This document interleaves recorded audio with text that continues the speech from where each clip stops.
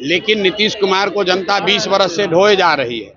लोकतंत्र का नियम है 5 बरस 10 बरस बहुत हो गया। 20-20 बरस अगर एक ही नेता को रखे रहिएगा, दवा खा रहे हैं, दवा का फायदा नहीं है, फिर भी वही दवा खाते रहिएगा, तो आप गलत वोट दीजिएगा तो लोग चले ही जाइएगा। वोट दीजिएगा जाति के नाम पर, हिंदू मुसलमान के नाम पर, तो आप चले ही जाइएगा। तेजस्वी यादव खुद 3 बरस डिप्टी सीएम रहे हैं। कई आदमी का मकान बनवाए हैं, हमको बता दीजिए, कई आदमी का मकान बनवाए हैं।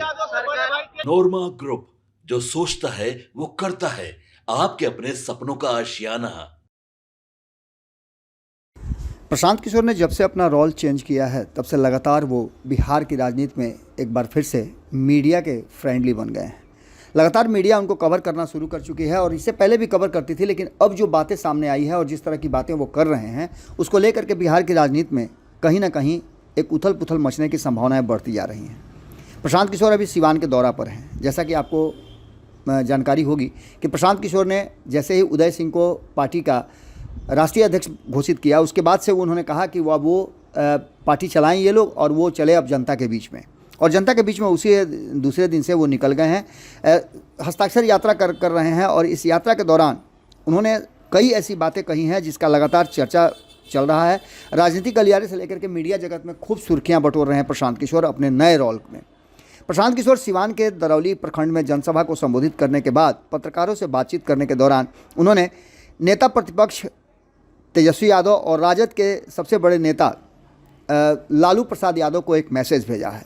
हम लगातार इसकी चर्चा भी कर रहे हैं कि अब एक नए रोल में आ गए हैं प्रशांत किशोर, और प्रशांत किशोर ऐसे ही एक रोल में आए थे 2015 में, जब बिहार में उन्होंने भारतीय जनता पार्टी को सत्ता से बेदखल होने के लिए मजबूर कर दिया था।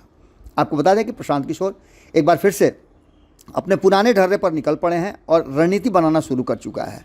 तेजस्वी यादव से उन्होंने कई सवाल पूछे हैं और उन्होंने पूछा है कि चुनाव के समय घोषणाएं करने से पहले उन्हें बताना चाहिए कि उनके माता पिता ने कि 15 साल की सरकार और उनके 3 साल के उप मुख्यमंत्री रहने के दौरान कितने लोगों को पक्के मकान दिए गए हैं।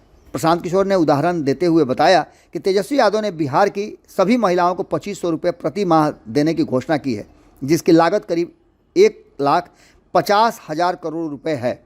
इसका मतलब यह है कि जिस दिन उन्होंने इसकी घोषणा की उसी दिन से कह रहे हैं कि इसे कभी लागू नहीं करेंगे, क्योंकि सरकार के पास इतना बजट नहीं है कि वह सिर्फ एक माई बहन योजना के लिए 1,50,000 करोड़ खर्च कर सके।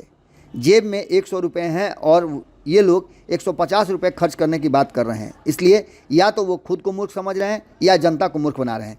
ये प्रशांत किशोर की एक अलग कहानी है, लेकिन इसके बाद जो प्रशांत किशोर ने कहा वो काफ़ी चौंकाने वाला भी है और कहीं ना कहीं इस बात की तरफ इशारा करता है कि आने वाले चुनाव को देखते हुए और चुनाव का जो रोज़ कुछ ना कुछ नया परिवर्तन हो रहा है, जनता के मूड को भांपने के बाद प्रशांत किशोर जो फाइनल फैसला लेंगे उसमें एक फैसला उन्होंने एक तरह समझिए तो इशारों में लालू परिवार को बता भी दिया है। लालू प्रसाद को उन्होंने कहा है कि यदि वो बिहार में वास्तव में सामाजिक न्याय की राजनीति करना चाहते हैं तो अपने बेटे को मुख्यमंत्री की कुर्सी पर से अलग करके किसी और को मुख्यमंत्री की कुर्सी पर बिठाएं और देखें कि कैसे उनका बिना शर्त हम समर्थन करते हैं।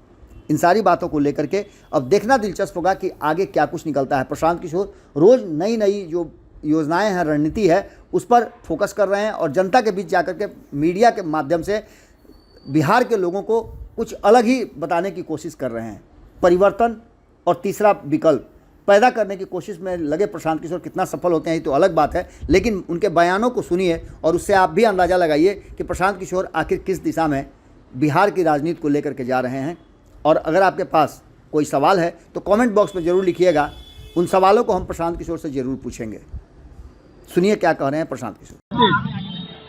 बिहार में बदलाव ये चाहते हैं कि यहाँ पर सभी के बच्चों के लिए पढ़ाई की व्यवस्था हो, कोई भी यहाँ से बेरोजगारी के दबाव में मजदूरी करने के लिए दूसरे राज्य में न जाए, सबको अपने परिवार के साथ रह के 10-15 हज़ार रुपये कमाने की सुविधा हो, बिहार में भ्रष्टाचार न हो, लोगों को अपने काम कराने के लिए, राशन कार्ड के लिए, जाति प्रमाण पत्र के लिए, जमीन के कागज के लिए घूस न देना पड़े, ये बदलाव चाहते हैं। अच्छा, हर नेता हर समय वादा करता है जब चुनाव आता है, लेकिन चुनाव हो जाने के बाद, सत्ता में आने के बाद वादा सब भूल जाते हैं। अरे भाई, अभी हमने जो कहा है अब सुन लीजिए। हमने कोई वादा नहीं किया, हमने वोट नहीं मांगा, हमने लोगों को सिखाया कि कैसे आप अपना जीवन सुधार सकते हैं। अगर आप गलत आदमी को वोट दीजिएगा तो आपका जीवन में अच्छा भला नहीं हो सकता है। अगर बालू माफिया, शराब माफिया आपका विधायक बनेगा तो आपके बच्चों को पढ़ाएगा नहीं, उनको गलत काम ही कराएगा। अगर ईमानदार सरकार चाहिए तो आपको भी ईमानदार बनना पड़ेगा। अगर आप 500 रुपया लेकर वोट दीजिएगा तो आपका नेता ईमानदार नहीं होगा। जाति के नाम पर वोट दीजिएगा तो आपके बच्चों की पढ़ाई की बात नहीं होगी। अच्छा, धरातल से भ्रष्टाचार को कैसे खत्म करेंगे? कैसे खत्म? कोई नहीं कर पाया। अरे आप देखिए ना कैसे खत्म होगा। बिहार में जो नहीं हुआ अब आपको दिखेगा। नीतीश कुमार भी आए थे तो बहुत ही हल्ला था, बहुत ही कहते थे भ्रष्टाचार कम कर देंगे। आज कहा जाए कि नीतीश कुमार, ठीक है, ठीक बात है। नीतीश कुमार जब आए थे तो निश्चित तौर पर 2005 से 2010 के बीच में भ्रष्टाचार थोड़ा कम हुआ था। निश्चित तौर पर बिहार में सुधार हुआ था, लेकिन नीतीश कुमार को जनता 20 बरस से ढोए जा रही है। लोकतंत्र का नियम है 5 बरस 10 बरस बहुत हो गया। 20-20 बरस अगर एक ही नेता को रखे रहिएगा, दवा खा रहे हैं, दवा का फायदा नहीं है, फिर भी वही दवा खाते रहिएगा तो क्या होगा? शुरू में दवा खाए, बुखार उतर गया, फिर वही दवा खाए जा रहे हैं। तो भैया नीतीश कुमार आए, 5 बरस 10 बरस काम किया, जनता ने उनको कुर्सी पर रखा, 20 बरस हो गया। अब नीतीश कुमार के जाने का टाइम है, नई व्यवस्था का टाइम है। छलावा हो रहा है, क्या प्रशांत किशोर जी विश्वास दिलाएंगे अरे बिहार की जनता को? कोई छलावा नहीं हो रहा है। आप गलत वोट दीजिएगा तो लोग छले ही जाइएगा। वोट दीजिएगा जाति के नाम पर, हिंदू मुसलमान के नाम पर, तो आप छले ही जाइएगा। कौन बोल रहा है? तेजस्वी यादव के माँ बाप यहाँ 15 साल मुख्यमंत्री थे, सरकार में थे। तेजस्वी यादव खुद 3 बरस डिप्टी सीएम रहे हैं। कई आदमी का मकान बनवाए हैं, हमको बता दीजिए। कई आदमी का मकान बनवाए हैं। कुछ नहीं कहेंगे, ये उनका प्राइवेट मामला है।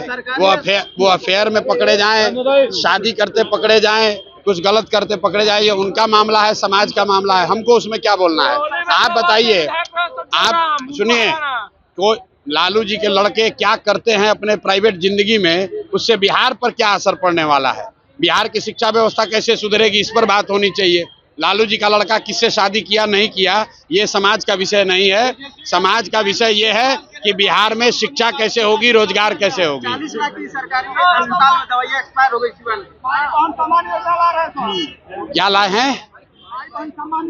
माई बहन सम्मान योजना। आपके मोबाइल में कैलकुलेटर है ना, तो जरा जोड़ लीजिए। हम आपको बता रहे हैं, बिहार में 6 करोड़ महिला रहती है।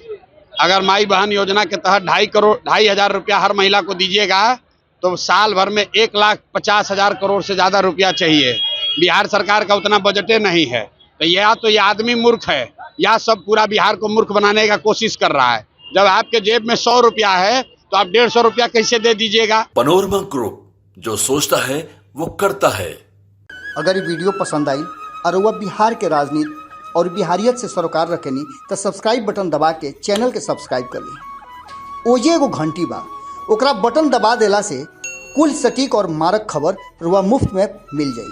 अगर रुआ पत्रकारिता के हमनी के नया प्रयोग में सहयोग कर चाहतानी तो ज्वाइन बटन दबा दी। पेटीएम नंबर नोट कर ली 9386816700। धन्यवाद।